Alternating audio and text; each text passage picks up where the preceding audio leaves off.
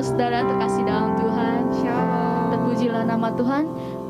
Mari saudara saya undang sama-sama untuk sama-sama bangkit berdiri. Haleluya. Mari kita sama-sama mengucap syukur kepada Tuhan karena kasih setianya kita boleh ada di tempat ini. Kita sama-sama beribadah dan menikmati hadirat Tuhan. Haleluya.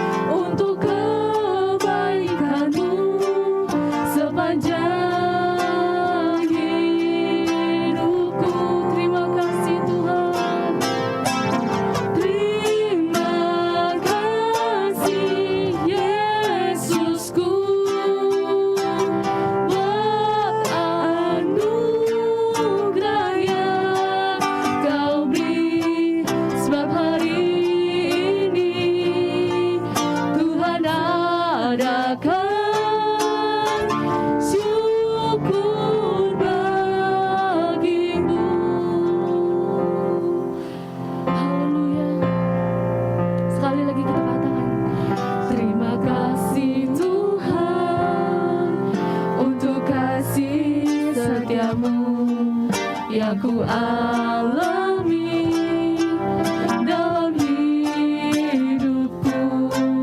Terima kasih Yesus untuk kebaikan-Mu sepanjang hidupku. Katakan terima kasih. Terima kasih Yesusku.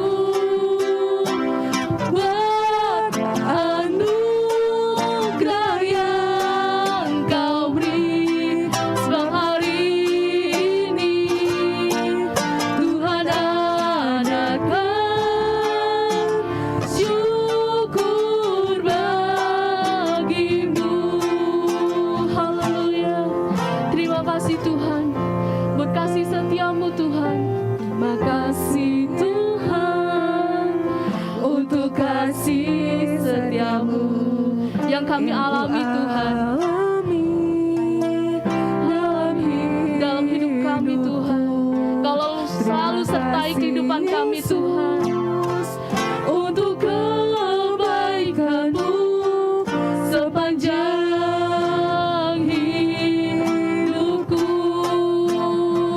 Terima kasih Tuhan Yesusku.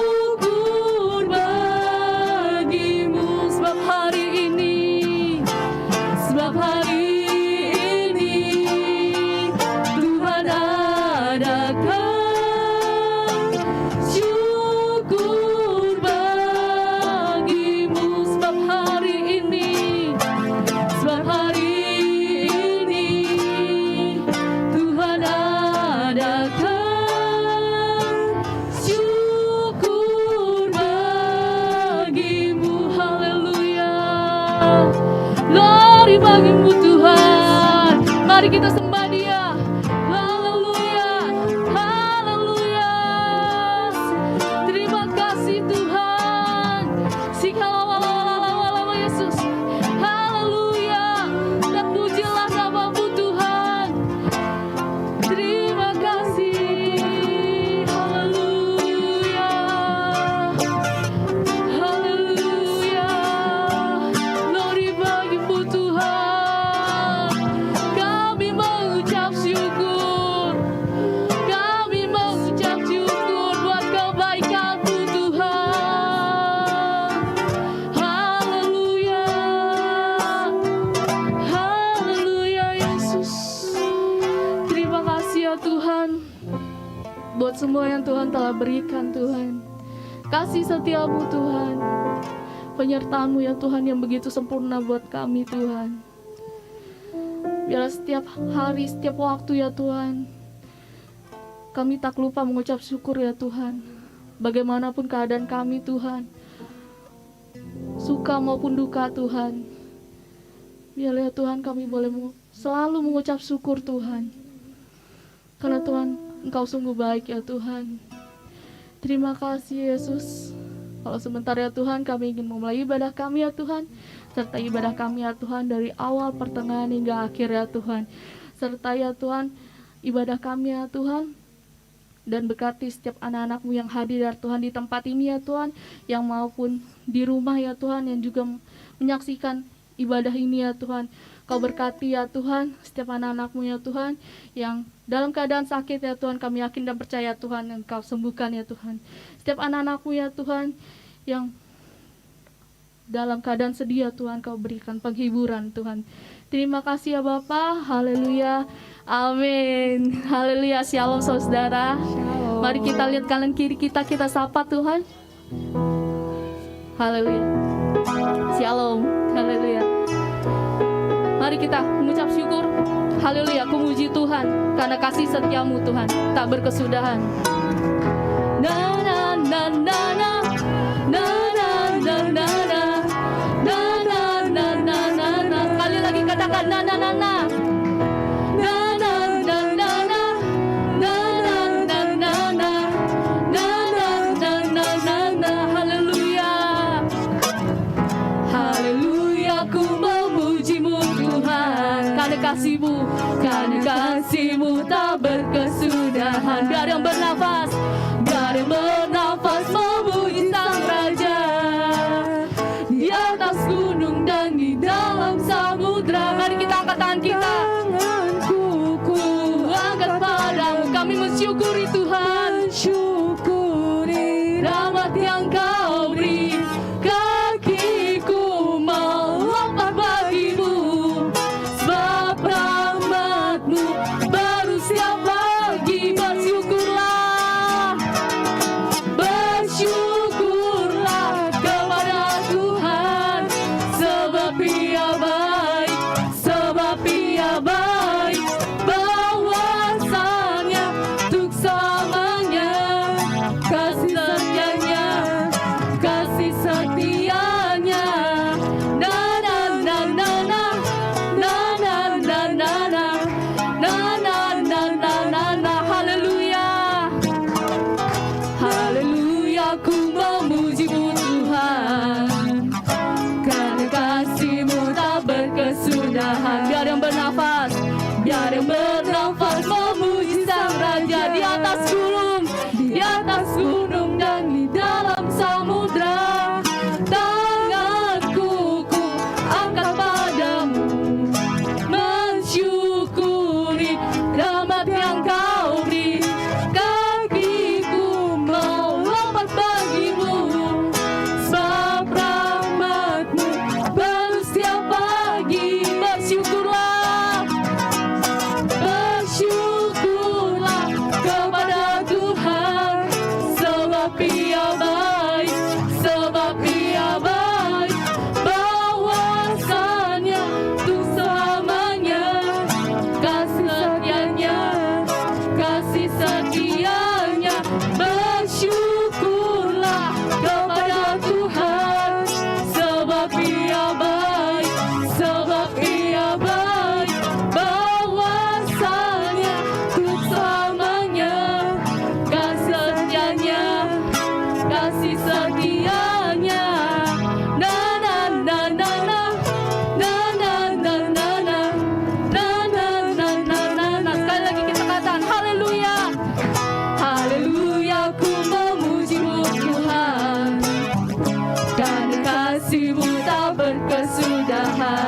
bernafas, biar yang bernafas memuji Sang Raja.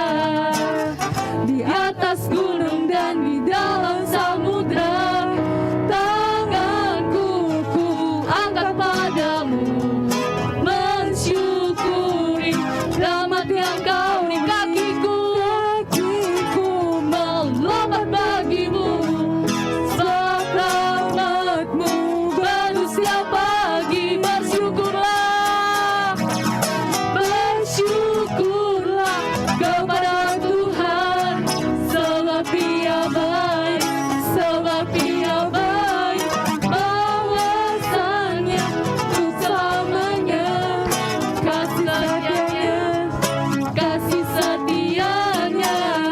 Na na na na na, na na na na na, na na na na na na, na na na na na, na na na na na, na na na na na na. Haleluya. Takkan pernah berubah Tuhan, hati kami percaya kepadamu Tuhan. Walau bumi bergoncang, gunung-gunung beranjak, kasih setia Tuhan selalu ada beserta kami. Haleluya. Tuhanlah kekuatan dan mazmurku.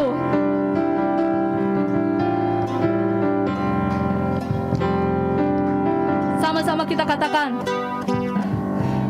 Tuhanlah kekuatan dan mazmurku. Dia gunung batuku, Dia gunung batu dan keselamatanku. Hanya padamu, hanya padamu hatiku percaya. Kaulah menara, kaulah menara dan kota perlindungan. Ku mau selalu bersyukur, sebab cintamu padaku takkan pernah berubah. Hatiku percaya, walau bumi bergoncang, gunung-gunung beranjak, namun kasih setiamu tak pergi dariku. Haleluya. Tuhanlah kekuatan dan mazmurku. Tuhanlah kekuatan dan mazmurku. Dia gunung batu dan keselamatanku. Hanya padamu, hanya padamu hatiku percaya. Kaulah menara, kaulah menara dan kota perlindungan. Ku mau selalu bersyukur, sebab cintamu padaku takkan pernah berubah. Hatiku percaya, walau bumi bergoncang, gunung-gunung beranjak, namun kasih setiamu tak pergi dari. Mari sidang jemaat katakan, ku mau selalu bersyukur. Ku mau selalu bersyukur. Yes Tuhan, kami mau selalu bersyukur Tuhan. Bagaimanapun keadaan kami Tuhan, karena cinta kasih setiamu Tuhan takkan pernah berubah. Hatiku percaya, walau bumi bergoncang, gunung-gunung beranjak, namun kasih setiamu tak pergi dariku. Kasih setiamu tak pergi dariku. Kasih setiamu tak pergi dariku. Haleluya. Beri tepuk tangan yang meriah buat Tuhan kita. Haleluya. Haleluya. Silakan duduk kembali ke saudara-saudara kasih dalam Tuhan. Haleluya. Karena begitu besar kasih Allah akan dunia ini, sehingga Ia mengaruniakan anaknya yang tunggal untuk kita semua yang percaya kepadanya, agar kita tidak binasa. Haleluya. Semua karena kepedulian Tuhan. Tuhan mengerti apapun keadaan saudara hari ini. Yakinlah, bagaimanapun yang Tuhan izinkan, itu adalah yang terbaik. Allah peduli, Allah mengerti.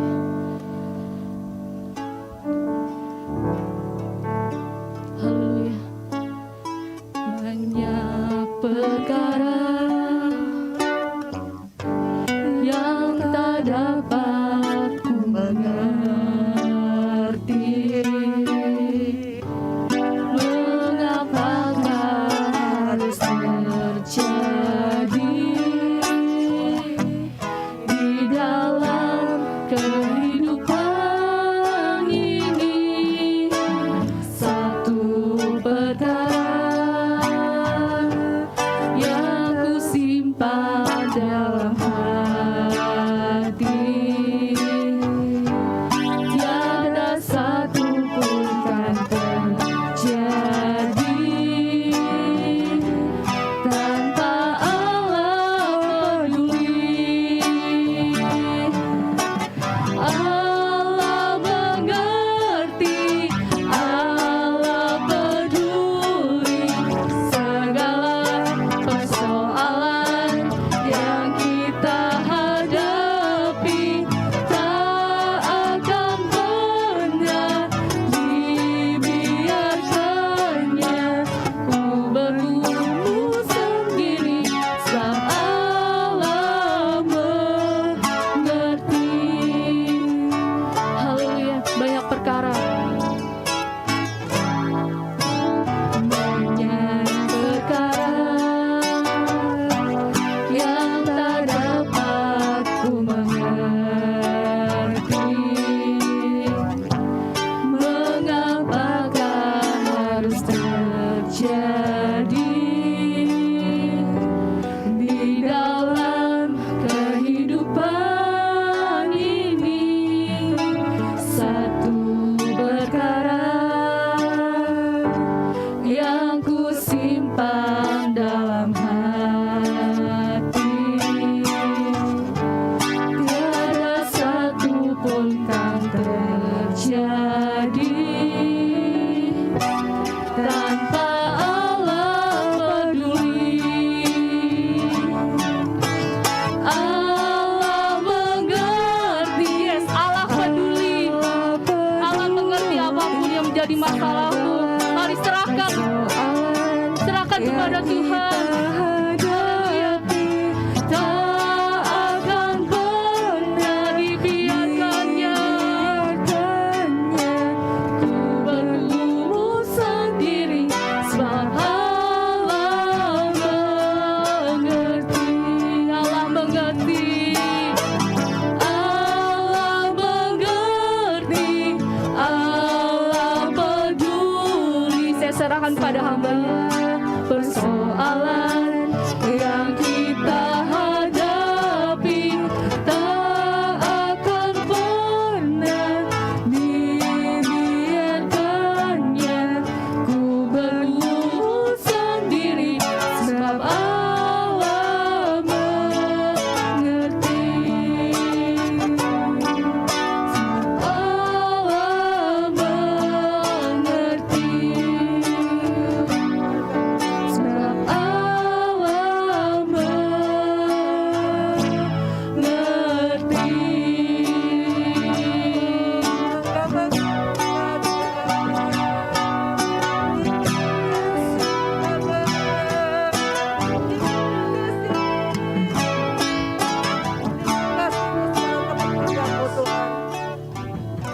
Tak sekejap pun Engkau meninggalkan kami. Kami aman bersama Engkau.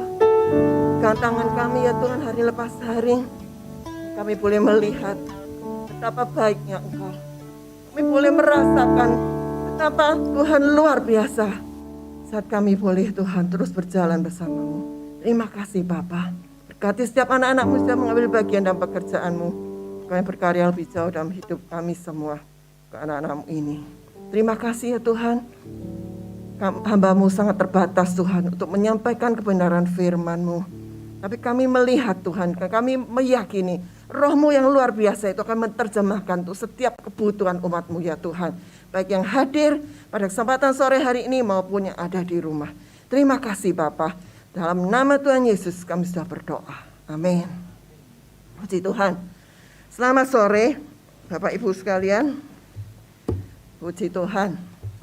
Kita sudah masuk di tahun baru. Sudah hampir habis nih bulan Januari. Cepat saudara ya. Nggak terasa kita nanti sudah mulai sampai ke penghujung tahun. Nah, apakah kita akan melewatkan begitu saja? Ini kita tentu melewati setiap tahun.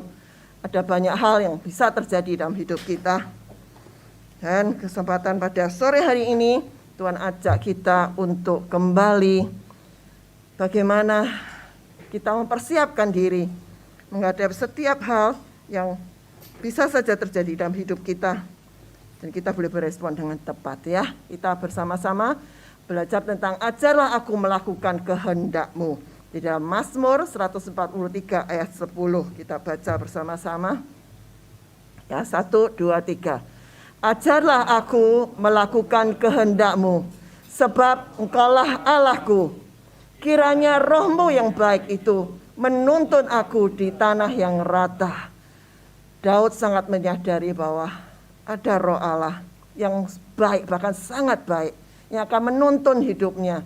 Ya, menuntun dia saat melewati jalan-jalan berbatu, saat melewati tebing yang curam. Dan saudara perlu tahu, itu adalah salah satu bagian dari doa permohonan Daud. Apa yang dia sedang alami hari-hari itu, saudara? Dia sedang mengalami bagaimana dia dikepung musuh. Ya, dikejar-kejar hari-hari itu, dikepung musuh, dikatakan di gua. Di gua itu bisa gua Adulam, tapi nggak disebut gua Adulam, mungkinan gua yang satunya. Waktu itu Saul sudah dengan rombongannya sudah ada di pintu, di mulut gua. Bayangin saudara, musuh yang mengejar-ngejar sudah ada di mulut gua. Dan mereka ada di dalam gua itu. Kalau saja ada yang bersin sedikit saja, satu orang bersin, ya hidungnya gatal, bersin saudara, ketangkep enggak? Tangkap. Jadi benar-benar kondisi yang sangat tidak berdaya di hari-hari itu. Dan Daud juga berkata bahwa seperti aku nih sudah habis semangat. Di ayat yang ke-7, katakan dia itu sudah rasanya seperti orang tercampak dan sudah mati. Saudara, saya nggak bisa memikirkan ya, mungkin Pak Sony yang pernah mengalami stroke di pinggir jalan seolah-olah mau kapalnya berlayar itu ya. Itu merasakan bagaimana bilang seolah sudah mau mati. Ini dia bilang rasanya sudah mati deh. Benar-benar tidak berdaya dia. Dan di saat itu dia justru datang bermohon kepada Tuhan. Begitu banyak kita mengalami kesulitan, tapi apa? Kita jadi kecewa dengan Tuhan. Kita kadang-kadang marah dengan Tuhan. Kadang-kadang kita merasakan ketidakadilan Tuhan. Dan yang terjadi apa? Kita kadang nggak mau berdoa. Tapi Daud saat mengalami seperti ini justru dia tahu dia harus menghadap siapa. Dia harus mencari siapa. Dia datang kepada Tuhan dan dia memohonkan doanya ini. Ya, kita belajar tentang doanya Daud ini, saudara. Ya, di dalam ayat yang sudah tertulis di situ, ya, saudara bisa baca, ataukah saya bacakan atau saudara bisa baca ya? Saya nggak cantumin semua di situ. Mazmur 143 ayat yang mulai ayat yang pertama ya. Ya Tuhan, dengarkanlah doaku, berilah telinga kepada permohonanku, jawablah aku dalam kesetiaan-Mu demi keadilan-Mu. Janganlah berperkara dengan hamba-Mu ini, sebab di antara yang hidup tidak seorang pun yang benar di hadapan-Mu. Jadi di ayat 2, Daud menyadari bahwa Tuhan, kalau berperkara dengan aku, pasti aku ini kedapatan, aku ini bukan orang yang benar. Banyak kita, waktu kita mengalami kesulitan atau masalah, kita selalu bilangnya apa? Apa salahku Tuhan? Kita merasa diri kita benar, sudah melakukan sesuatu yang tepat. Mengapa aku mengalami ini? Mengapa sekeliling memperlakukan aku tidak adil seperti ini? Dan kita mungkin ngoceh-ngoceh sama Tuhan. Tapi Daud saat dia datang bermohon kepada Tuhan, dia justru datang dengan kerendah hati, dia berkata, aku sadar Tuhan, aku di hadapan-Mu. Dan manakala Engkau berperkara dengan aku, ya sudah Tuhan, Kau tahu, aku ini bukan orang benar. Roma 3 ayat 20, Galatia 2 ayat 16, di situ katakan bahwa kita tuh hanya dibenarkan karena Tuhan Yesus sudah membenarkan kita. Dan dengan melakukan hukum Taurat itu kita tidak dibenarkan. Dan dia tahu itu bahwa dia bukan orang yang benar. Itu yang terjadi dengan Daud ini, saudara ya. Nah, dia menyadari bahwa dia sedang di hadapan Tuhan. Sebab musuh telah mengejar aku dan mencampakkan nyawaku ke tanah. Menempatkan aku di dalam gelap seperti orang yang sudah lama mati. Oh, ayat 3 tadi ya, bukan ayat 7. Jadi dia merasakan, dia menyadari realita, belum ini ya sebelumnya.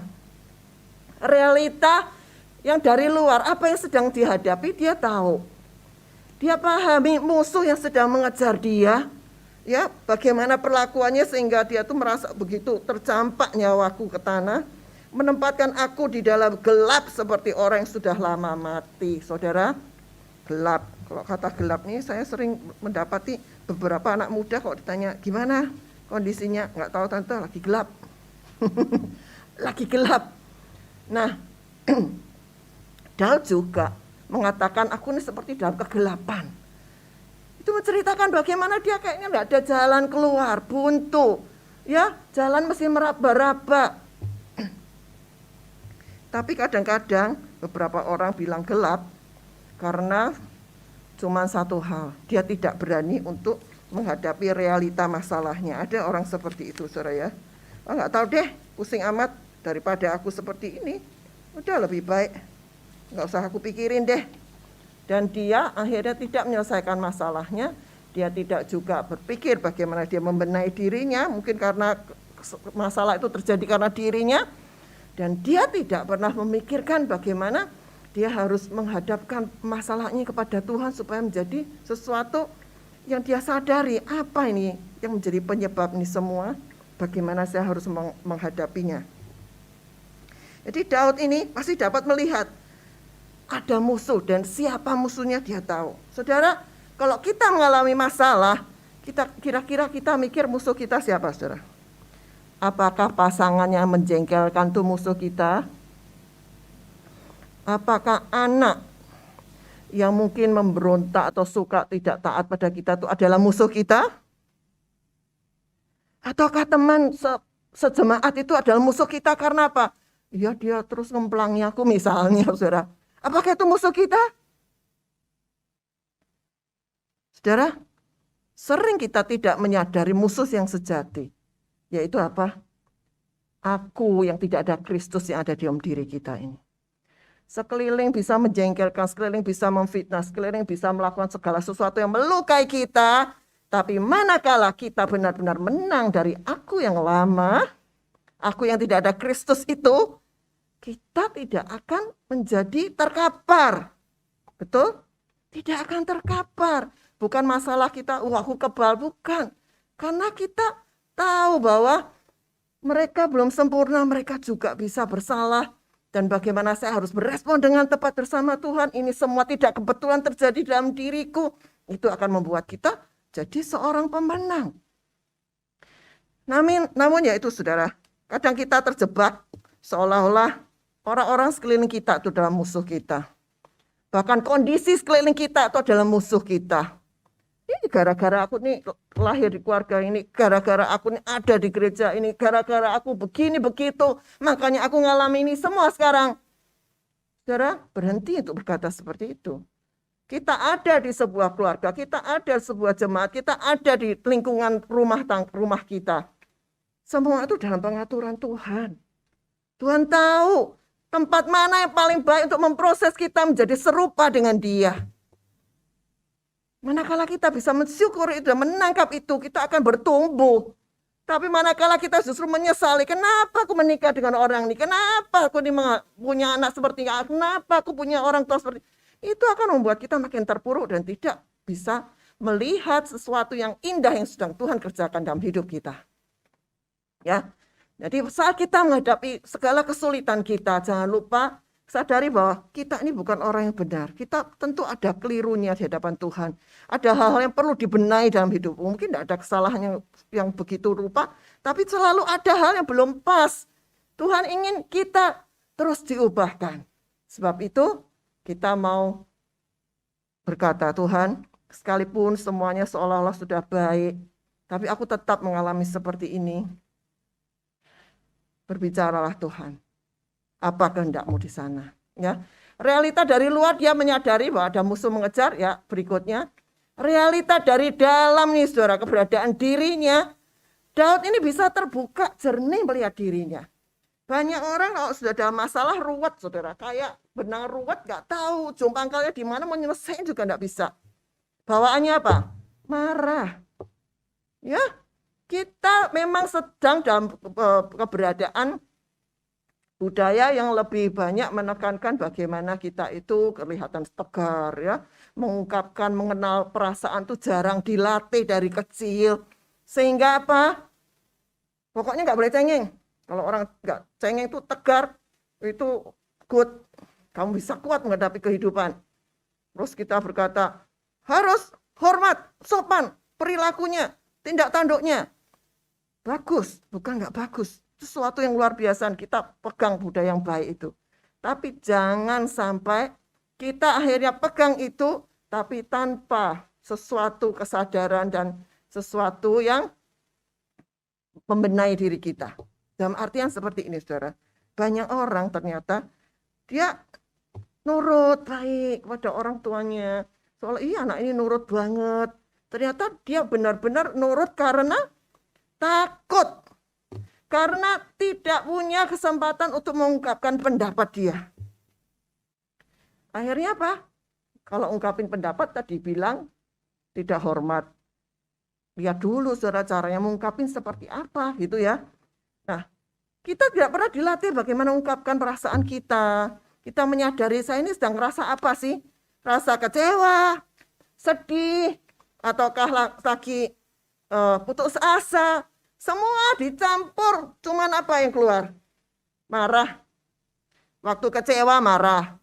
Waktu sedih marah. Waktu putus asa marah juga. Sebab itu, kita melihat bagaimana Daud ini benar-benar dia lihat dirinya, aku ini rasa apa ya? Ya, dia bilang aku rasa kayak tercampak nih. Ya, aku ini benar-benar kayak nggak dianggap ya, terbuang. Sedang gelap, nggak punya jalan keluar. Aku mengalami kesesakan nih. Dia tertekan. Dan dia bilang, seperti orang sudah lama mati. Aku kehabisan semangat Tuhan. Dan aku juga merasakan kok Tuhan sepertinya sedang berdiam, bersembunyi terhadap aku. Dia bukan marah-marah pada Tuhan. Dia datang kepada Tuhan, tapi dia berkata, Tuhan, aku ini kehabisan semangat. Tapi kok aku lihat Tuhan sepertinya juga sedang diam aja. Ya sepertinya Tuhan sedang berdiam. Tapi dia tidak mengatakan bahwa Tuhan kok diam aja sih, nyuakin aku. Enggak. Jadi apa yang dia rasakan itu dia ungkapkan kepada Tuhan. Saudara, apakah kita bisa mengungkapkan itu pada Tuhan? Perasaan kita seperti apa? Kadang-kadang kita sulit karena kita juga enggak terbiasa mengerti kita sedang ngerasa apa. Dan perasaan itu terjadi karena apa? Pikiran apa yang membuat saya bisa merasa seperti itu? Sebab seorang merasa itu biasa dari pikiran-pikiran salahnya juga. Atau pikiran apapun juga bisa mempengaruhi perasaan kita. Dan itu juga mempengaruhi akhirnya tindakan kita. Daud merasakan hal ini. Ya, dia menyadari hal itu. Oke. Nah, kadang-kadang kita berpikir, ya sudahlah. Kalau aku mah nggak usah terlalu pusing. Kalau sudah ada masalah gitu ya sudah aku serahin aja sama Tuhan deh. Tuhan kan baik, pasti nolong aku. Aku nggak mau mikir deh. Aku perasaanku gimana. Terus aku mesti buat apa, saudara? Enak bener ya. Yang berbuat kita. Buat masalah itu terjadi karena kita. Tapi kita maunya, Tuhan selesaiin ya. Bye-bye Tuhan. Serahin Tuhan. Saudara, yang ngutang kita. Dikejar-kejar tagih utang kita. Tapi kita bilang, oh kuserahkan ini semua di tangan Tuhan. Tanpa kita memikirkan bagaimana kita bertanggung jawab. Memikirkan bagaimana kita melakukan bagian kita untuk menyelesaikan juga masalah itu.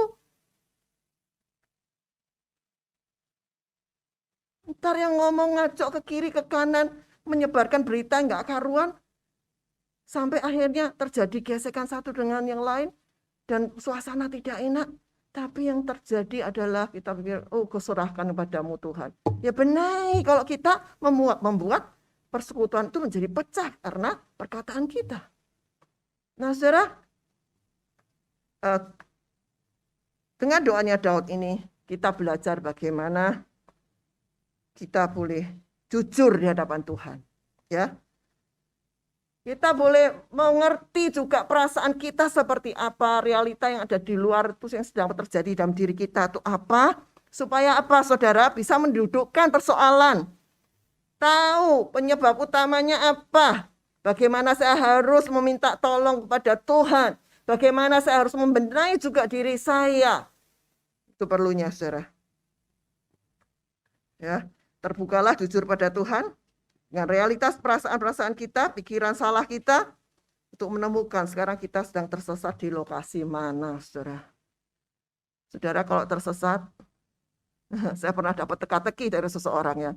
Kalau kamu diterjunin suatu tempat, kamu suruh tahu jalan keluar, gimana kamu? Caramu gimana? Saya bingung gimana ya caranya. Dia cuma berkata, ya masih tahu dulu lokasinya di mana. Kita ini sedang tersesat di mana? Supaya apa? Kalau saudara lihat benang ruwet, kamu mesti cari ini mana tuh ya. Supaya bisa terurai gitu kan saudara. Tentu bukan dengan kekuatan kita sendiri, tapi ada bagian kita yang harus kita kerjakan ya. Jangan lari dengan berbagai dalih. Beberapa orang saat mengalami kesulitan, masalah kayak mentok semua, larinya dengan cara yang salah, bukan lari kepada Tuhan, lari kepada apa? Minuman sampai mabuk-mabuk. Yang tadinya sudah bertobat, nggak ngerokok, balik ngerokok lagi. Yang tadinya begitu tidak sudah lepas dari perjudiannya karena mentok dalam persoalan keuangan, dia balik lagi dengan perjudiannya. Saudara, itu akan membuat kita makin terpuruk, tercampak, dan ya saudara akan melihat makin jauh pertolongan Tuhan buat kita.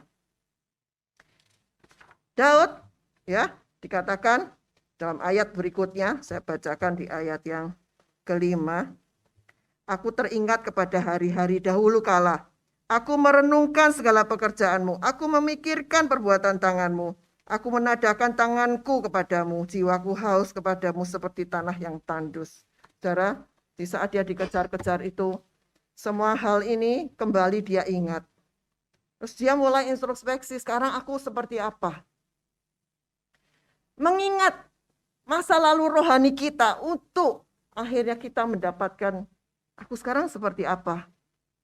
Apakah aku akan makin terpuruk lebih jauh dari kondisi yang dulu sudah saya alami, ataukah saya akan maju? Bukan maksudnya mengingat akhirnya terus hidup di masa lalu sehingga makin depresi, tidak. Tapi justru merenungkan, Tuhan dulu sudah melakukan pekerjaan ini terhadap aku. Hadapi Goliat yang besar aja aku ditolong Tuhan sedemikian rupa, bisanya ya. Bisa kena pas. Nggak usah berbagai hal. Kalau dia cuma mengandalkan kekuatannya dengan berperang, kalah Daud. Goliat itu sudah jagoan. Tapi dengan apa yang ada dalam diri dia, ya, kemampuan dia main alih-alih dan batu yang ada yang dia punya itu yang dikerjakan untuk menyelesaikan masalahnya yang besar. Saudara, kita mungkin sedang menghadapi juga berbagai hal, masalah yang harus kita selesaikan di hari-hari ini. Saya tidak tahu satu persatu. Namun saudara bisa melihat bagaimana Daud berdoa. Dia mengingat bagaimana Tuhan sudah menolong di hari-hari yang lalu. Kalau Tuhan sudah menolong di hari-hari yang lalu, Tuhan juga akan menolong di hari-hari ini dan juga ke depan. Amin. Amin. Dia juga memikirkan perbuatan Tuhan. Tuhan sudah menuntun aku dari tadinya jadi penjaga domba, kurang dihargai oleh orang tuanya. Sekarang dia bisa jadi seorang yang menang terus kalau perang. Sampai raja tuh ngiri sama dia. Ya, kalau kita cuma mikir, Tuhan, kenapa harus sampai dikejar-kejar seperti ini? Kalau Tuhan bilang aku ini mau jadi raja, sudah diurapi jadi raja, nah ya kapan jadi rajanya? Sampai kapan diuber-uber terus ya, dikejar-kejar sama musuh? Keadaannya tidak tenang sama sekali. Kita dulu pernah di masa kerusuhan tuh toh. Kalau sudah setiap kali teng teng teng teng teng teng, waduh, duk duk duk duk duk duk. Semua bapak-bapak dibawain pentol saya. Itu saya ingat banget tuh di tahun 98. Anak-anak masih kecil tuh ya. Jadi hidup nggak tenang sampai kira-kira ada 1 tahun itu kita jaga-jaga terus setiap malam tuh. Bapak-bapak di lingkungan tuh giliran jaga malam sampai pagi. Di lingkungan kami ya, nggak tahu di lingkungan yang lain seperti itu, dan hidupnya rasanya nggak tenang sampai mikir, aduh kapan ya bisa seperti ini. Kondisi sekarang pun kita kayaknya nggak pasti, dan itu juga kadang-kadang buat kita nggak nyaman, saudara. Tapi pikirkan bahwa perbuatan Tuhan tuh selalu merangkai sesuatu yang baik buat kita. Dia tuh Bapa yang miliki hidup kita kok. Dia menciptakan kita, dia tuh bahkan mau memberikan anaknya buat kita, mengasihi kita sedemikian rupa. Masa sih dia tidak merencanakan yang terbaik buat kita? Dia sedang merencanakan sesuatu yang terbaik buat kita.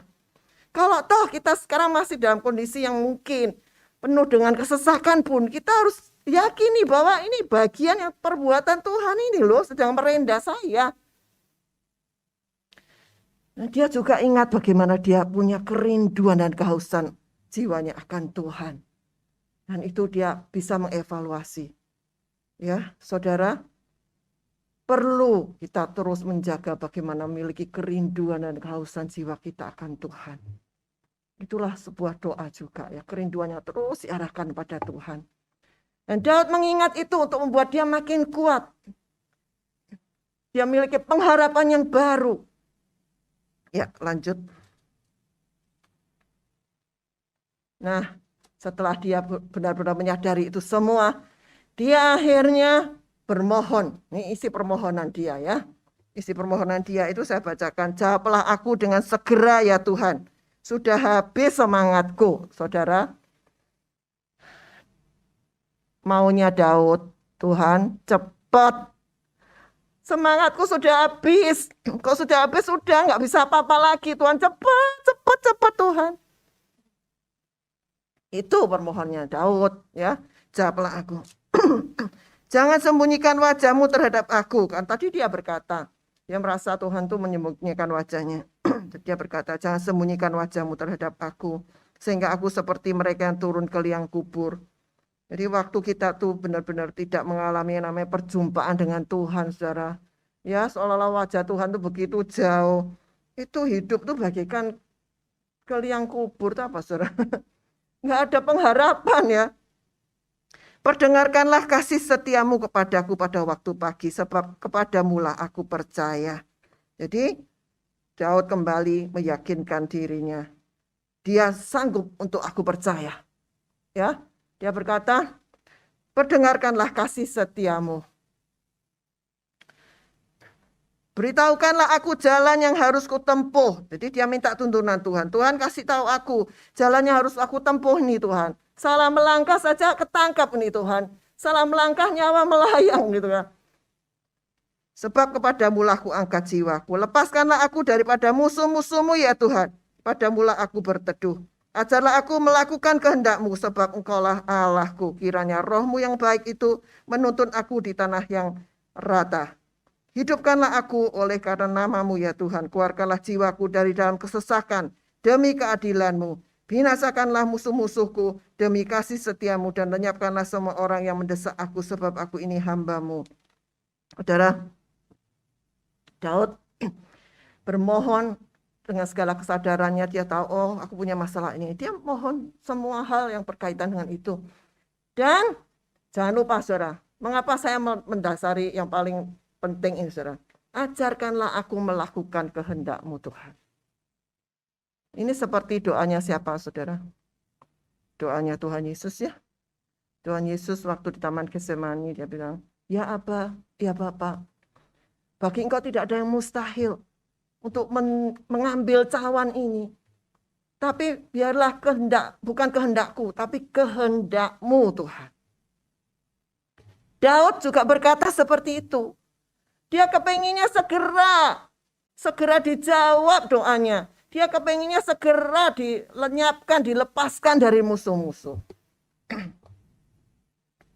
Nah, saudara, tapi apakah memang Tuhan dengan serta-merta segera melepaskan dia? Apa Tuhan serta-merta segera melepaskan dia, saudara? Ada waktu yang harus dia tunggu. Baik enggak waktu kita bermohon untuk lepas dari segala masalah kita? Baik. Tapi ternyata kehendak Tuhan beda buat dia dalam hal waktu. Bahkan saat dia sudah lepas dari buruan musuhnya yang satu, dia masih harus bertahun-tahun lagi mengalami kesulitan-kesulitan, dikejar-kejar musuh dalam segala hal. Untuk kehidupan dia, sampai akhirnya dia boleh mencapai rencana Tuhan, dia jadi raja itu, saudara. Jadi apa yang Tuhan pandang baik, saudara? Kadang-kadang tidak sama dengan apa yang kita pandang baik. Menurut kita baik, ya, dan sangat senang jika Tuhan segera melepaskan kita dari kesulitan kita, apalagi dia segera membinasakan, menyiapkan masalah yang sedang kita hadapi. Tapi realitanya, Daud tadi harus menunggu, ya kan? Pemikiran dan rencana Tuhan itu terkadang jauh, ya, lebih jauh dari pemikiran dan rencana kita. Saat menghadapi kesulitan, jangan lupa juga menyisipkan doa ini, saudara, ya. Buat Tuhan Yesus, ya, cawan itu minggir, itu sesuatu yang seolah-olah mustahil. Tapi dia berkata, Bapak engkau sanggup kok melakukan yang mustahil ini. Tapi bukan kehendakku, biar kehendakmu. Saudara, manakala seseorang sudah rasanya, Tuhan, ya, oke lah, contohnya nggak usah jauh-jauh. Waktu Pak Sony dulu kena stroke itu, saudara, ya, dia merasa benar-benar, kenapa? Aku sudah berjuang semikian rupa, sudah habis-habisan buat Tuhan, kok ngalaminya seperti ini? Ya, mendoakan orang lain, orang itu bisa sembuh. Kenapa aku sendiri nggak sembuh? Saudara, itu kadang-kadang membuat sesuatu yang membuat kita tidak bisa bersyukur, tidak bisa menerima diri. Nah, kapan akhirnya bisa benar-benar bangkit dan mengalami pembaharuan? Waktu bisa menerima kehendak Tuhan buat hidupnya. Seperti juga Paulus berkata, ya, dia sudah bermohon supaya duri itu diangkat dalam dirinya.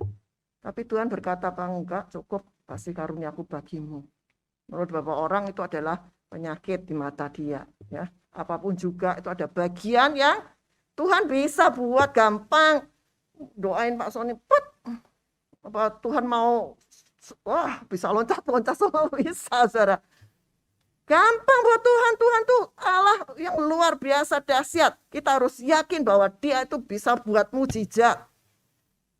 Tapi bagaimana kehendak dia pada setiap orang tuh harus kita juga sadar supaya kita juga dapat bersyukur dan bisa menjalani hidup ini dengan lewat semua proses yang Tuhan izinkan melekat dalam diri kita, membuat kita makin sempurna.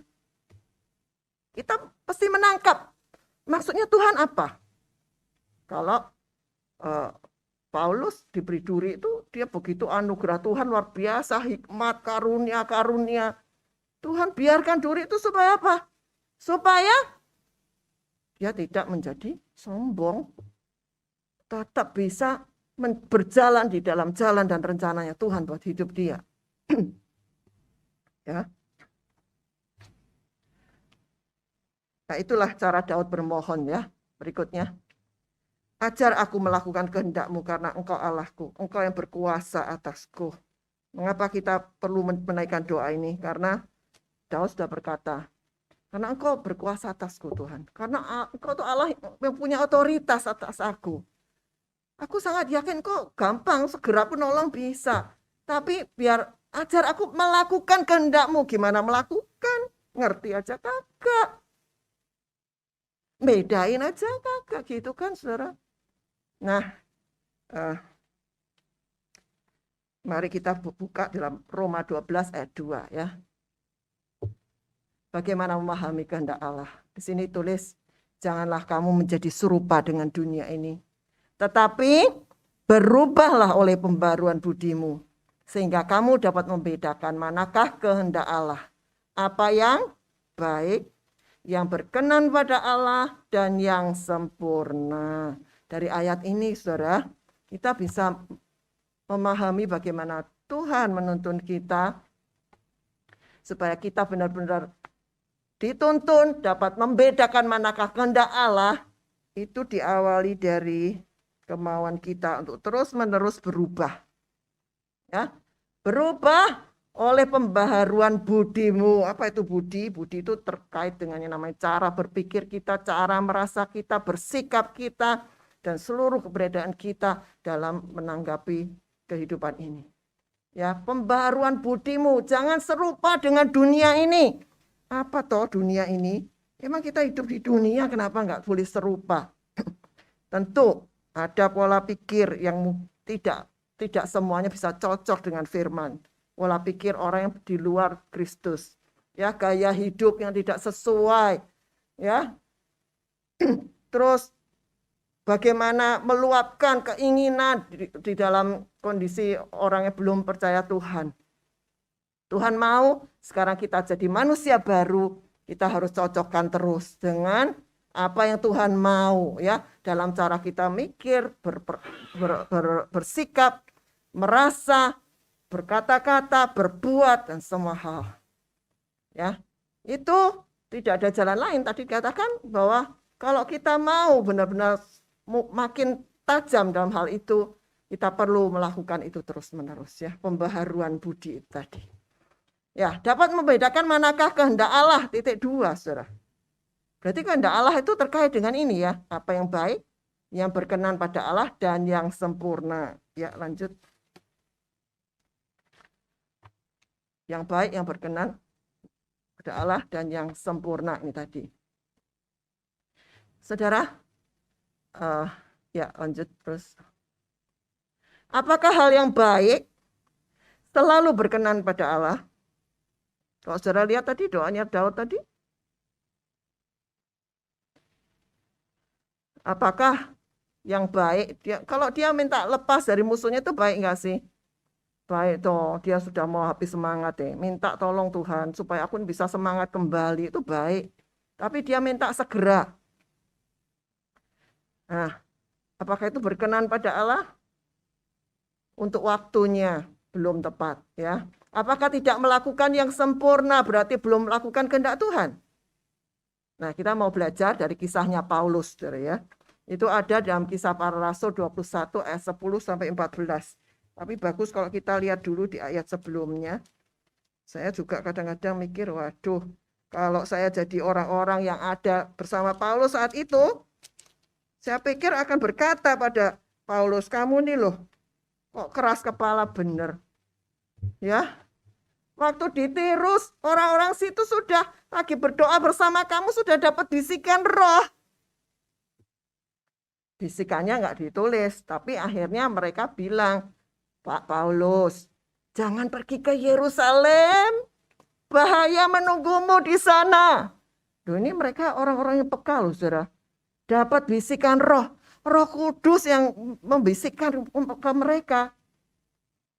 Dan apa yang mereka sampaikan ke Paulus, itu tentu sesuatu yang memang baik. Kenapa? Mereka tahu Pak Paulus ini sangat berarti buat mereka. Untuk pekerjaan Tuhan, pemberitaan Injil. Saat itu, wah, sedang gencar-gencarnya di mana-mana dia keliling. Wah, jemaat berkembang luar biasa. Nah, sekarang dia dalam bahaya nih. Bahkan roh sudah mengatakan, ya, bisikin mereka bahwa dia akan menghadapi sesuatu di Yerusalem. Tindakannya murid-murid berkata apa? Pak Paulus, jangan ke Yerusalem. Tapi apa? Paulus dalam tanda kutip seolah-olah nggak ngubris. Dia tetap jalan. Kalau kita jadi murid-muridnya mungkin geleng-geleng. Waduh, ini dia sudah dikasih tahu bandel lagi. Mungkin kita berkata seperti itu, ya. Oh, ini hal yang baik, dia dijaga supaya nggak sampai kena bahaya, maut lagi di sana gitu kan. Nah, terus sampailah Paulus itu dari Tirus jalan terus, akhirnya sampai di kota Kaisaria. Di Di sana dia tinggal bersama di rumahnya seorang bernama Filipus. Dan waktu dia ada di sana, datanglah seorang nabi bernama Agabus. Wah, nabi yang ini itu dia ngomongnya cespleng gitu ya. Waktu dia datang, dia lihat Paulus, dia ambil ikat pinggangnya Paulus. Apa yang dia buat? Ini nyentriknya para nabi itu kadang-kadang begitu. Dia ambil tuh ikat pinggang, terus dia ikat badannya. Dia memperagakan, Kak Yeremia suka memperagakan juga ya kalau lagi bernubuat. Wah, diikat tangan kakinya, terus duduk dia. Ya lanjut Pak, nggak usah Pak. Kasih. Beginilah orang yang punya ikat pinggang ini akan diikat oleh orang-orang Yahudi di Yerusalem dan diserahkan ke dalam tangan bangsa-bangsa lain. Wih, jelas banget. Bakalan diikat, diserahkan dalam tangan bangsa-bangsa lain. Dan kalau kita jadi murid-muridnya saat itu, ya, dengar nubuatan seperti itu terhadap Paulus, apa yang kita lakukan? Kita akan berkata, Pak, dengerin Pak, bahaya Pak. Itu hal baik enggak? Kalau kita memperingatkan Pak Paulus, hal baik enggak? Bagi kita baik dong, tahu bahaya kok, ya aku ingetin lah. Baik ya, tapi apa yang terjadi ya? Mendengar itu kami bersama-sama dengan murid-murid di tempat itu meminta supaya Paulus jangan pergi ke Yerusalem nih. Responnya sama dengan kita ya. Kalau biasaan kita mikir, ini baik untuk memperingatkan dia. Tetapi Paulus menjawab, mengapa kamu menangis?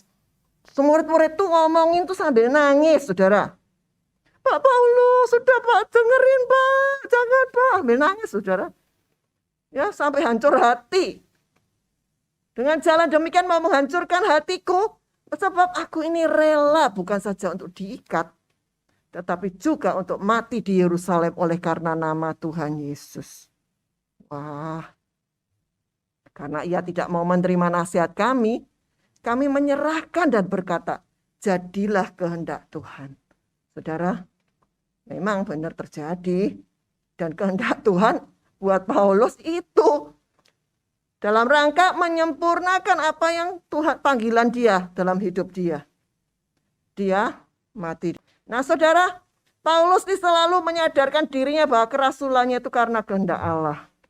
Bagaimana dia menyadarkan dirinya? Waktu Ananias tumpang tangan pesan Tuhan terhadap dia, itu dia sampaikan. Dan pesannya, itu saudara bisa baca ya, bagaimana dia sadarkan diri bahwa kerasulannya kehendak Allah. Saudara baca di 1 Korintus 1 ayat 1, Efesus 1 ini. Dari Paulus, Rasul Kristus Yesus. Nah semua oleh kehendak Allah, selalu disertakan oleh dia, oleh kehendak Allah. Supaya dia sendiri juga sadar, aku ini jadi rasul oleh kehendak Allah. Dengan demikian dalam pelaksanaan panggilannya itu dia mengalami deraan penderitaan yang luar biasa. Bahkan dibilang boleh berapa kali sudah mau mati gitu ya. Tapi dia nggak kapok. Dan dia tetap menjadi kuat, bangkit kembali. Karena dia menyadari bahwa dia menjadi rasul itu oleh kehendak Allah. Saudara, betapa penting kita memahami kehendak Allah buat hidup kita. Itu membuat kita jadi kokoh, teguh menghadapi banyak hal. Lanjut. Nah ini waktu Ananias diperintahkan untuk mendoakan Paulus ya. Tetapi firman Tuhan kepadanya, pergilah sebab orang ini adalah alat pilihan bagiku untuk memberitakan namaku kepada bangsa-bangsa lain serta raja-raja dan orang-orang Israel. Ya, ayat berikutnya 17. Oke. Ya, jadi Ananias numpangin tangan dengan pesan seperti itu dan Paulus ingat benar-benar bahwa dia memang sedang dipakai sebagai alatnya Tuhan dan banyak penderitaan menanti dia. Ya, itu yang membuat dia mengatakan, apa yang bisa memisahkan aku dari kasih Kristus? Aniayakah? Kemiskinankah? Atau apa? Dia berkata, enggak ada satupun bisa memisahkan aku dari kasih Kristus. Karena pengalaman yang begitu kuat, bagaimana dia juga terus menyadarkan dirinya tentang panggilannya sebagai rasul itu sebagai kehendak Allah. Nah, Saudara, hal yang baik untuk bagi murid-murid ternyata belum tentu berkenan kepada Tuhan, dan belum tentu itu yang sempurna untuk panggilan Paulus, benar? Paulus yang begitu rupa punya hubungan dengan Tuhan, ya mungkin kita berkata, iya Paulus kan sudah ngerti banyak pula, aku ini apa loh, masa ngerti kehendak Tuhan seperti apa. Saudara, tadi ayat Roma 12 ayat 2 sudah berkata, bagian kita adalah lakukan terus pembaharuan budi. Waktu kita melakukannya, proses Tuhan itu akan menolong kita makin mengerti, membedakan mana itu kehendak Allah. Kalau mikir, oh, kapan aku bisa kayak Paulus? Paulus kan luar biasa tuh. Aku belum sampai ke sana. Sudah, ayat ini berkata, berubahlah oleh pembaruan budimu. Lakukan itu. Cocokkan terus dengan firman. Tuhan mau kita seperti apa kita lakukan. Kita mulai memahami apa yang baik, yang berkenan pada Allah. Sebab itu kita perlu juga selalu menyisipkan dalam segala hal, dalam doa kita bahwa Tuhan, mauku seperti ini. Ya, aku percaya Engkau sanggup Tuhan. Tapi di atas semuanya, biar kehendak-Mu saja yang jadi. Ya. Oke, lanjut. Saudara juga ingat kisah Tuhan Yesus sendiri waktu sudah bercerita pada muridnya. Aku nanti bakalan mau mati nih, ya, salib gitu kan. Ya, dia pokoknya bercerita bahwa dia akan akhirnya meninggalkan mereka, mengalami banyak aniaya nanti. Apa yang dikatakan Petrus? Petrus kan sayang sama gurunya. Dia mau berbuat baik. Dia bilang, oh Tuhan jangan sampai itu terjadilah. Dijauhkan darimu. Tapi Tuhan sendiri tahu kehendak Allah seperti apa. Dia berkata, kamu cuma memikirkan apa yang manusia pikirkan. Ya. Enggak memikirkan apa kehendak Allah. Ya. Oke.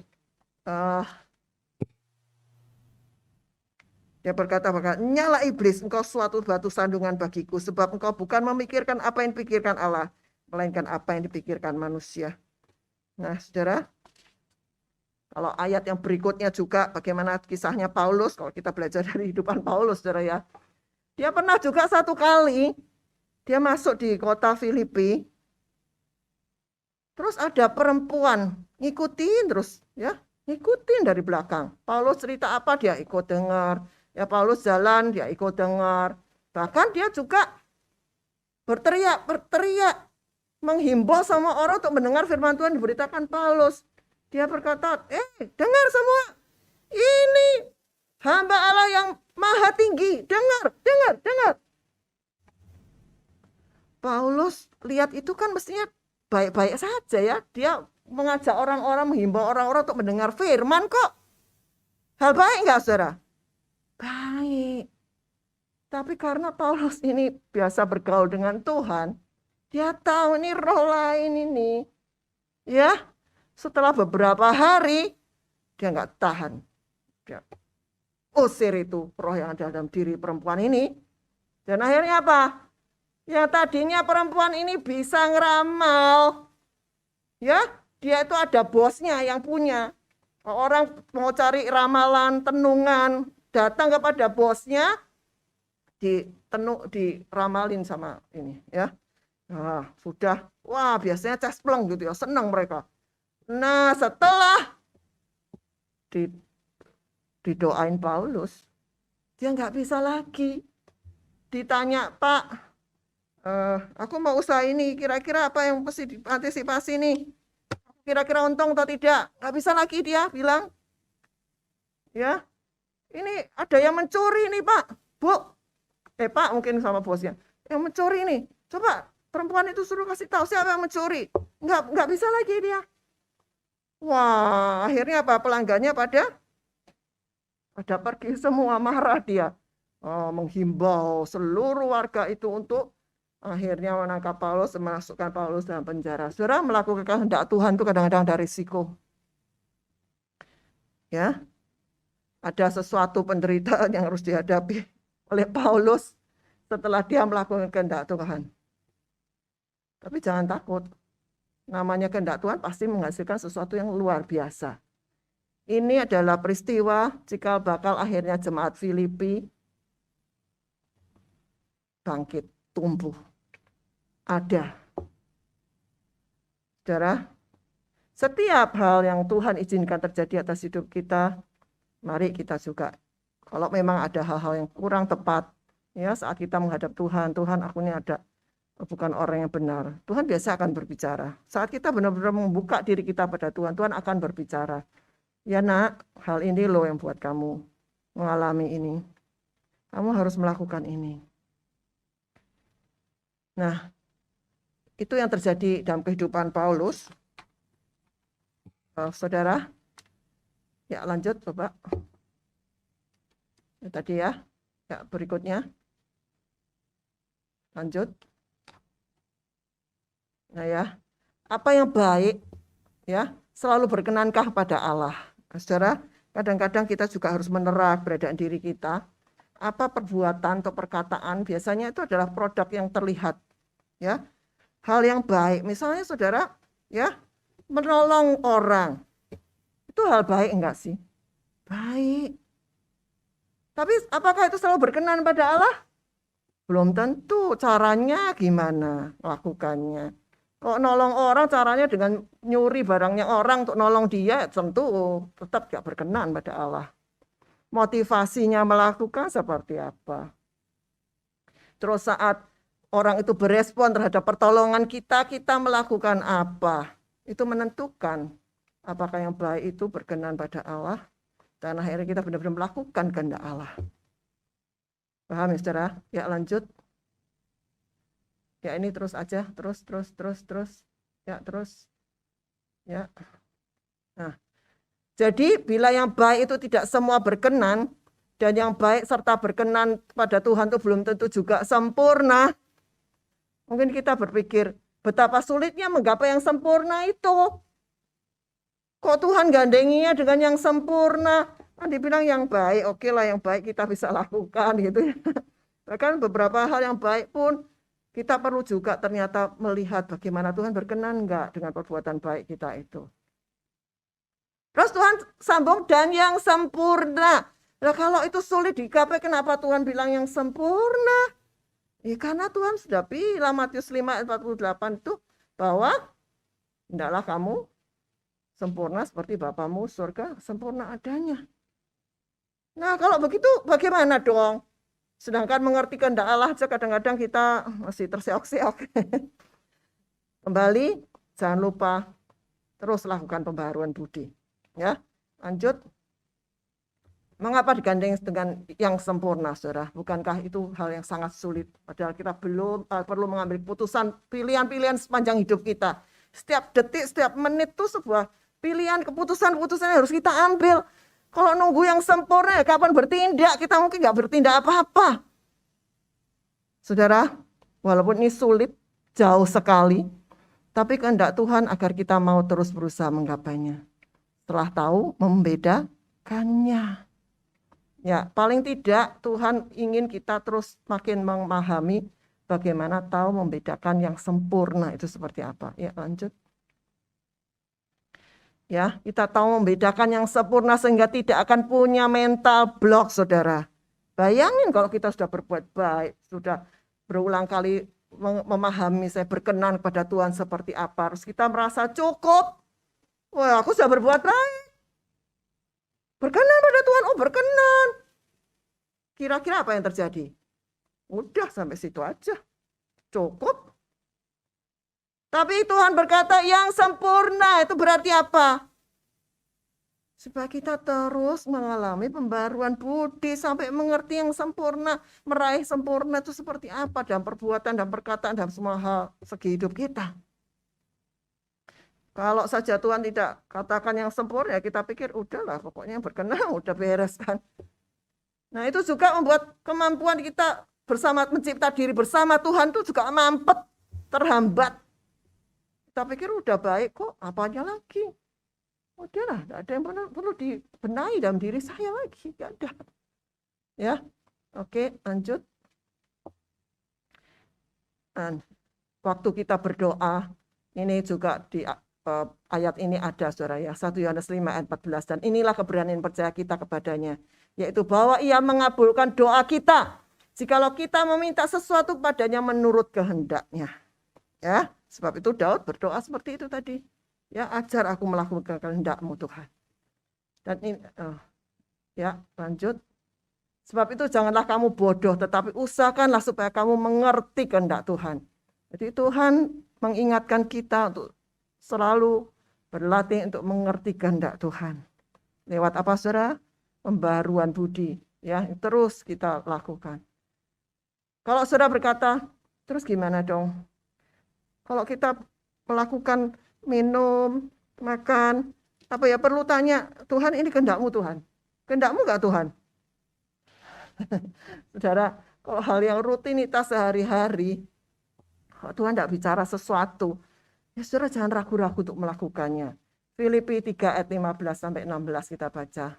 Karena itu marilah kita yang sempurna berpikir demikian. Dan jikalau lain pikiranmu tentang salah satu hal itu akan dinyatakan Allah juga kepadamu. Jadi kalau ada sesuatu yang berbeda, misalnya lagi makan, lagi minum, biasanya makan minum tidak ada masalah. Tiba-tiba satu kali mau makan, mau minum tuh kayaknya ada sesuatu yang Tuhan ingatkan sesuatu, nggak tahu gimana. Ya, Tuhan tuh bisa memberitahu kita gitu ya saudara.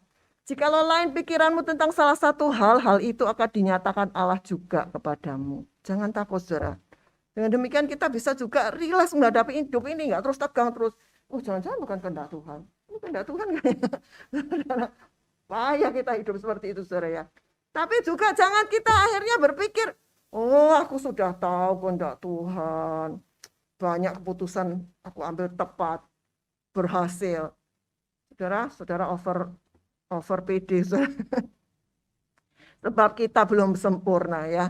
Masih ada banyak hal yang harus kita raih bersama Tuhan. Ya, dan waktu kita berjalan, kita belajar memahami kehendak Allah ini. Manakala ada sesuatu yang kurang pas, Tuhan akan beritahu kita. Luar biasa ya. Tuhan kita tuh guru yang luar biasa, saudara. Mana ada guru kayak begini? Luar biasa dia ya. Oke. Ya, ajarlah aku melakukan dengan ya, ajarlah itu tadi kesimpulannya saudara ya. Itu bagaimana kita berdoa mengatakan ajar aku melakukan kehendak-Mu Tuhan. Itu sebuah ungkapan kerelaan hati saudara ya, bukan karena terpaksa. Kesadaran bahwa kehendak Tuhan itu sempurna dan kehendak kita terkadang hanya baik, terkadang hanya berkenan pada Tuhan tapi belum sempurna. Melakukan kehendak Tuhan terkadang penuh resiko, namun itulah hidup yang paling bahagia dan sukses. Yohanes Pembaptis melakukan kehendak Tuhan. Menjadi pemberita, dia masih muda, enggak hidupnya mikir kayak anak muda yang lain. Dia teriak-teriak di padang gurun, ya. Orang lain bisa pakai baju yang indah-indah, dia cuma pakai baju kulit unta, ya. Ikat pinggang kulit. Dia lakukan seperti itu. Bahkan di usianya masih muda dia harus tangkap masuk penjara. Terus umurnya nggak panjang saudara. Akhir hidupnya dipenggal. Duh.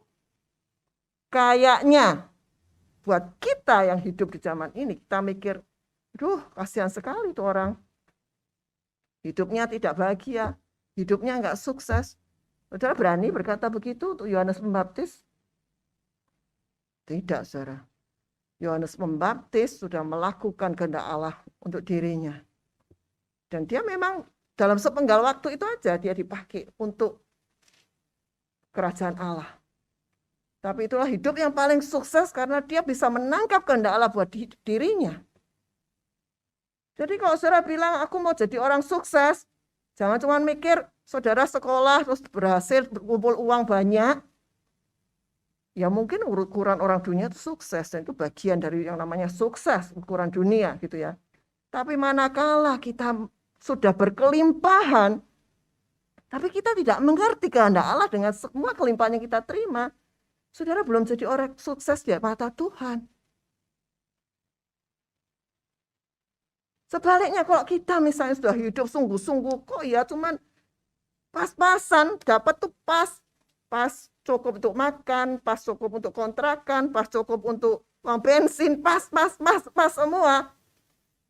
Sudah berusaha begini mengembangkan diri apa, tetap seperti itu pun. Manakala saudara menangkap bahwa saudara sudah melakukan kehendak Allah, saudara harus bersyukur. Ya, pada akhir hidup saudara bisa berkata, "Hei, sabarlah hai hambaku yang setia." Nah, dia tahu apa yang dia lakukan dalam segala pergumulannya itu, bagaimana dia mencintai Tuhan dan melakukan kehendak Allah. Ya, lanjut. Ajarlah aku melakukan kehendak-Mu. Itu berarti kita perlu memahami kehendaknya dengan pembaharuan budi kita yang dilakukan terus-menerus panjang kita hidup di dunia ini. Ya, membedakan yang baik, yang berkenan, dan yang sempurna. Terus berprogres kepada yang sempurna tadi. Mari kita masuk di dalam doa, kita nyanyikan pujian. Ajarku mengerti rencanamu, kita ganti ya, kita pinjam aja iramanya, kita ganti ajarku lakukan segala rencanamu.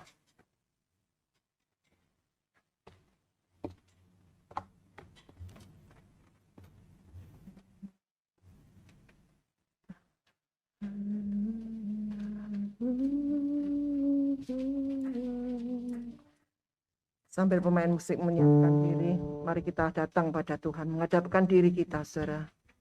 Mungkin banyak hal yang kita belum paham. Namun, yang Tuhan minta, lakukan bagian kita. Pembaruan budimu. Jangan menjadi serupa dengan dunia ini. Di sana Tuhan akan menolong kita. Menjadikan kita dapat membedakan mana yang baik, yang berkenan, dan yang sempurna. Ajarku lakukan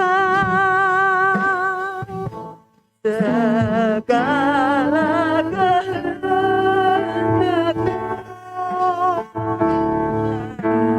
Ajarku berserah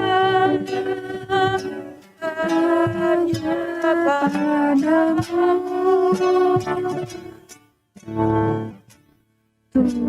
Tuntunlah jalanku dalam terang firman-Mu. Ajarku berharap hanya padamu.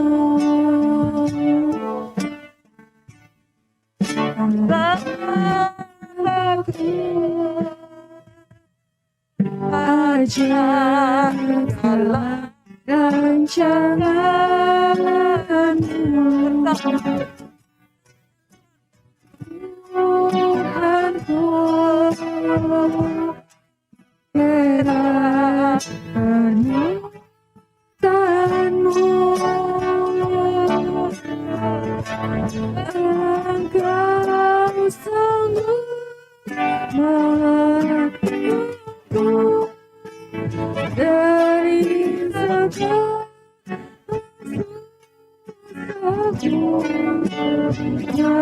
menurut kehendak-Mu, terjadilah.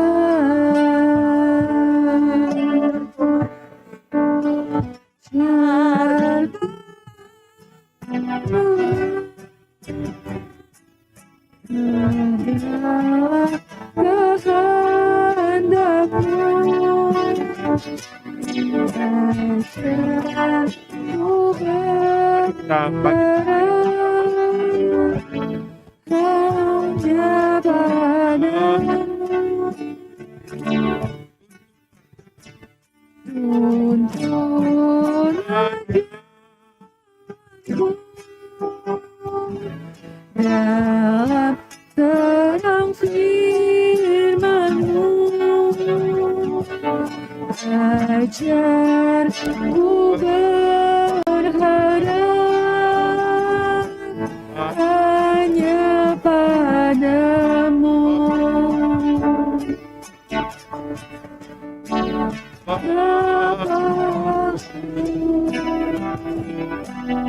Ajar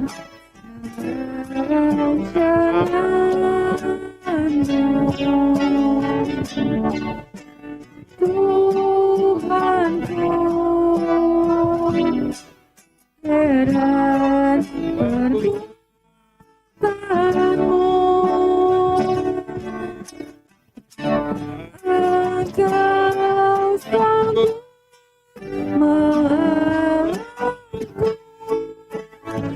dari segala susahku,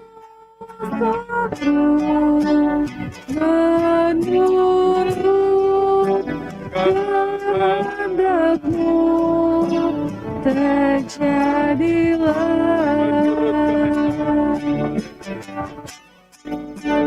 Menurut kehendak-Mu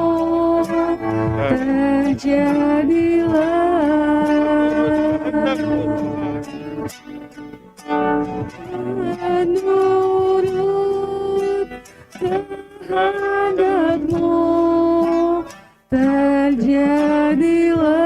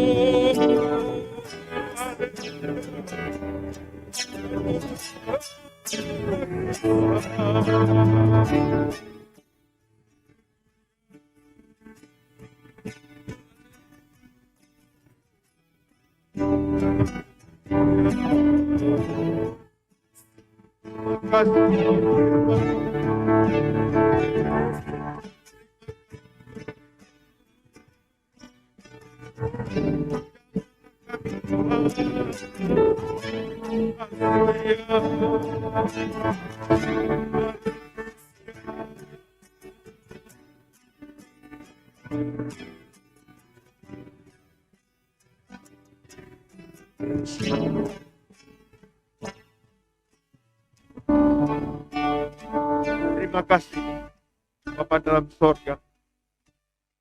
Sungguh kami mengerti. Kami harus belajar mencari kehendak-Mu dalam sepanjang hidup kami. Kami tahu itulah yang terbaik.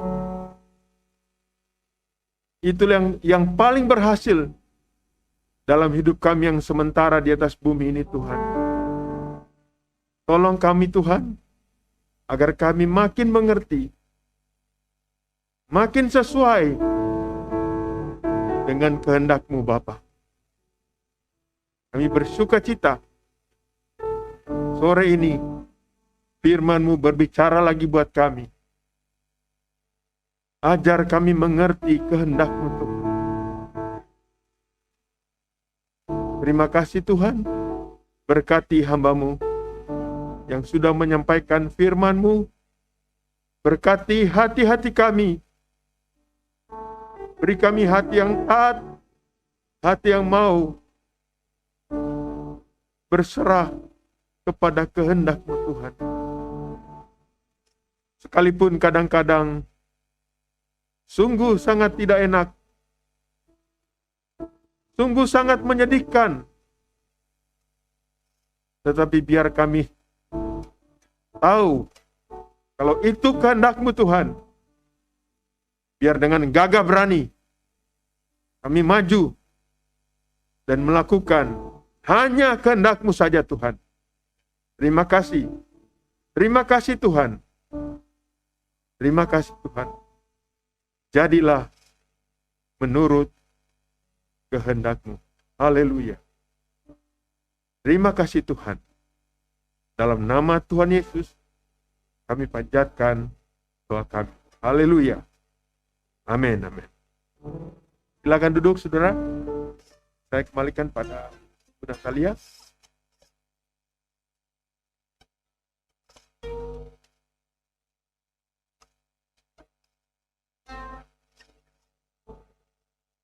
Puji nama Tuhan. Terima kasih Tante Sony atas pelayanannya. Tuhan tahu segala pengorbanan Tante untuk menyiapkan firman hari ini. Kiranya Tuhan tambah-tambahkan hikmat, pengetahuan yang baru akan firman Tuhan. Tiba saatnya kita akan memberikan persembahan. Persembahan dapat ditransfer ke nomor rekening yang tertera di layar, atau scan QR, atau masukkan ke kotak persembahan di belakang. Mari kita bersatu dalam doa. Tuhan, terima kasih ya Bapa buat hari ini ya Tuhan. Kami telah mendengarkan firman-Mu ya Bapa. Kiranya berikan kami hikmat-Mu ya Tuhan untuk menjalani kehidupan kami ya Tuhan untuk selanjutnya ya Tuhan. Kami ingin memberikan persembahan ya Tuhan, berkati persembahan yang kami berikan ya Tuhan, kiranya menjadi berkat ya Tuhan untuk gereja ini ya Tuhan. Terima kasih ya Bapa, hanya dalam nama-Mu ya Tuhan kami berdoa dan ucap syukur. Amin.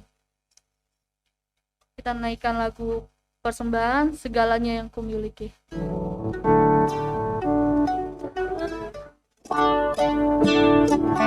Ku miliki semuanya daripadamu, dan ku bawa persembahanku yang terbaik hanya bagimu.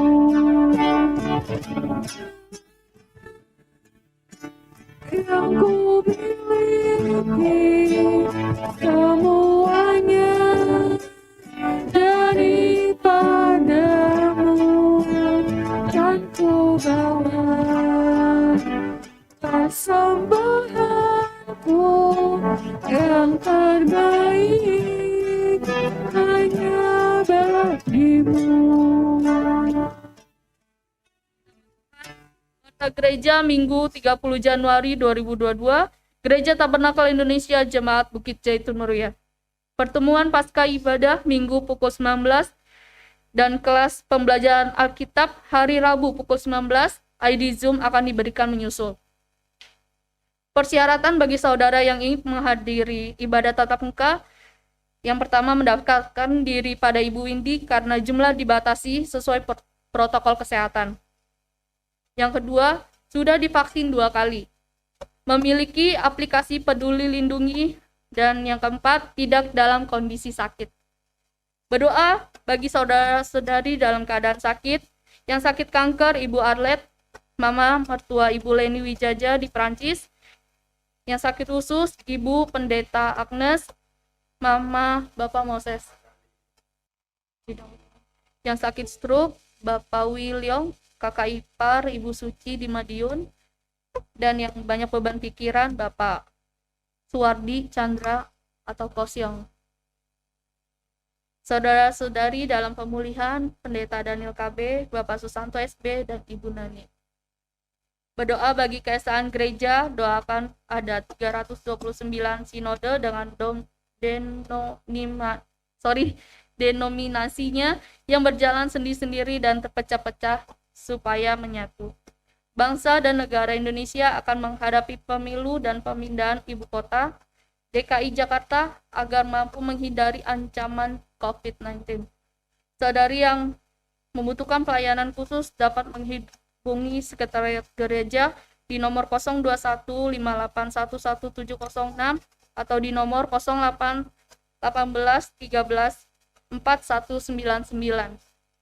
Untuk doa syafaat, pengutusan dan doa berkat, saya persilakan kepada Bapak Billy.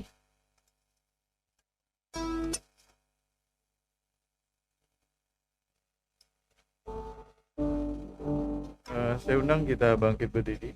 Kita akan masuk dalam doa.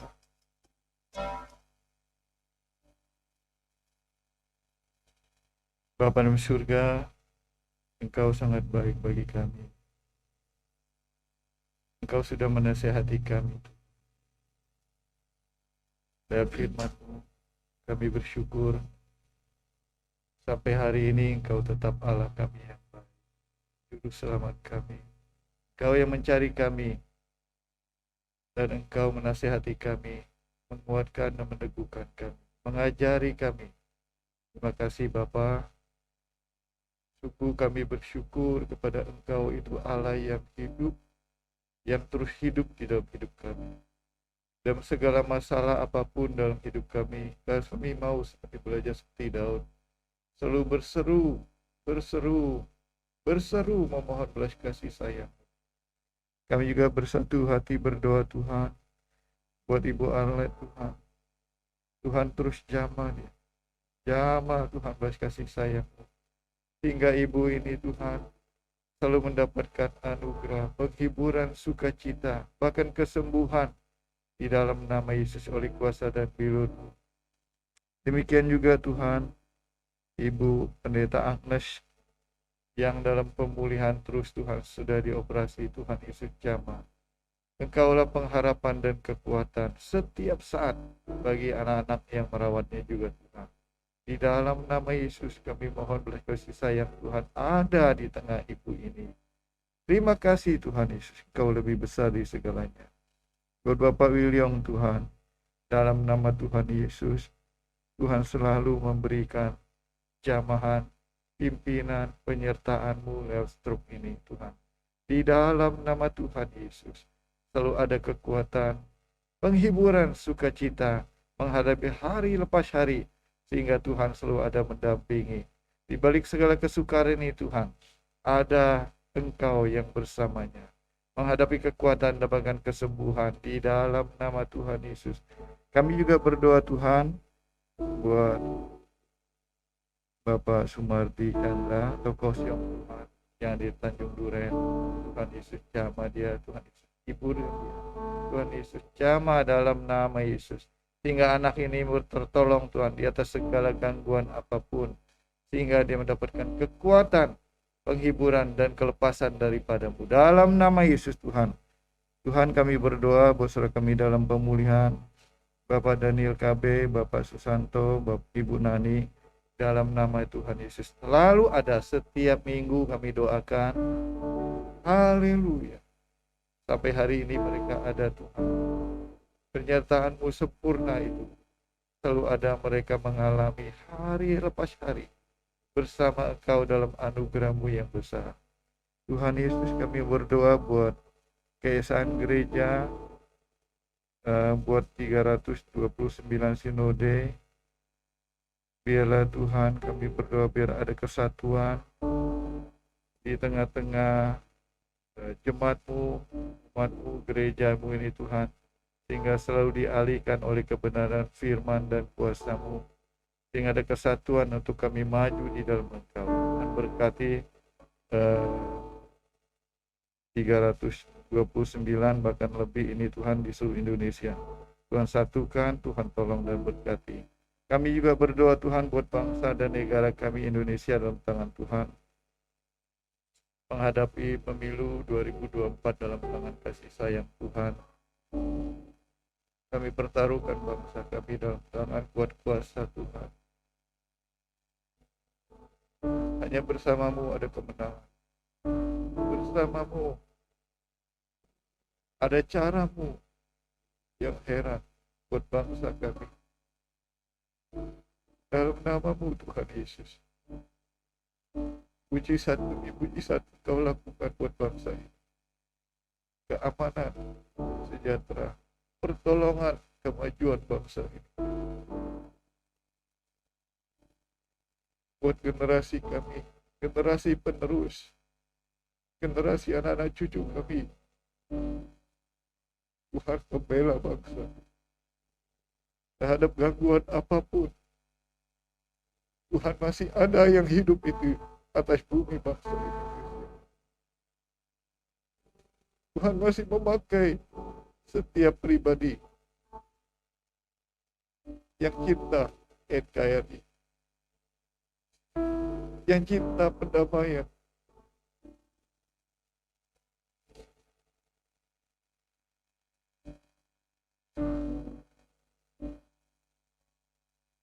Tuhan Yesus, bangsa kami Indonesia. Tuhan selalu ada. Kau lebih besar di segala. Inilah kekuatan pengharapan kami buat bangsa kami. Buat pemindahan ibu kota. Kami serahkan dalam tangan Tuhan. Hingga berjalan semua dengan baik. Tuhan memberkati pemerintahan yang ada. Untuk melaksanakan baik itu dari segala keadaan, keamanan, biaya, terhadap ancaman apapun, dan berbagai hal. Tuhan Yesus tolong. Ini doa kami Tuhan. Terima kasih. Setiap hari kami terus mendoakan buat bangsa.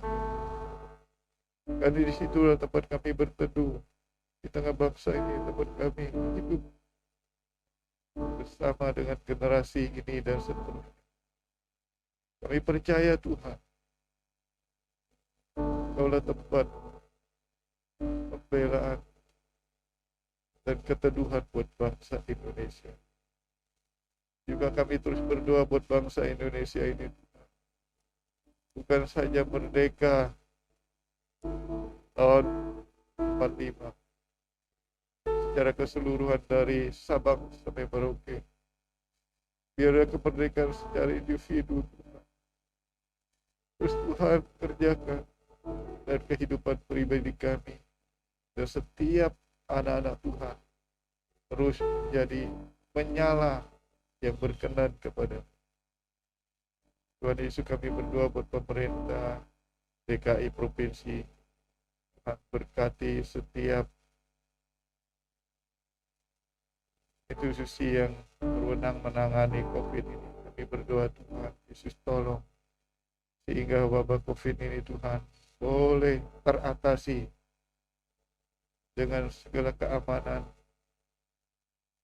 sehingga kami masyarakat Indonesia umumnya dan khususnya buat Jakarta ini Tuhan boleh mengalami ketenangan terhadap wabah ini. Dalam nama Yesus kami berdoa. Terima kasih Bapa di surga. Terima kasih buat waktu kesempatan yang ada ini Tuhan. Tuhan Yesus, Oh Allah Bapa kami ucap syukur buat segala berkat. Tuhan Yesus kasih sayang-Mu, terima kasih Allah Roh Kudus, penyertaan-Mu yang masih ada hari ini dan seterusnya. Biarlah Tuhan mengutus sekaligus menyertai kita di tengah dunia kita masing-masing dengan kuasa Maha besar dan kasih yang tidak pernah pudar, yang menyertai kata-kata dan perbuatan kita. Terima kasih Bapa. Jadikan kami selalu terang dan berkenan. Tuhan terus bicara bagi kami, agar kami setiap pekerjaan, dimanapun kami berada, ucapan tindakan kami, kehendak-Mu ada dalam hidup kami. Nama Tuhan dipermuliakan. Dalam nama Yesus kami berdoa dan mengucap syukur. Kita angkat segala pujian, segala puji syukur bagi-Mu.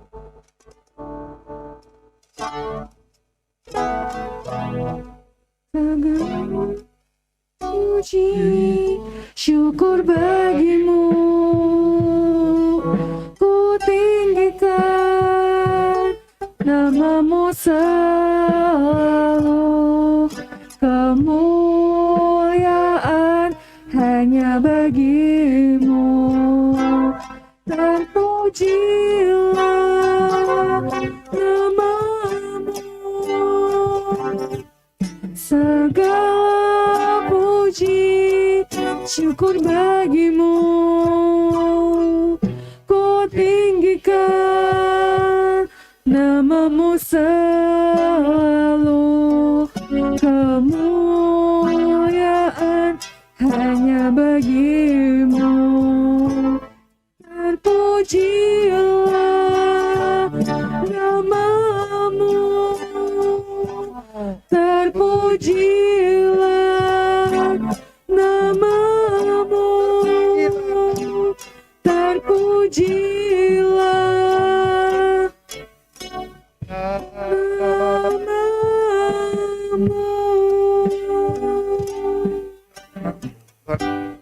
Semua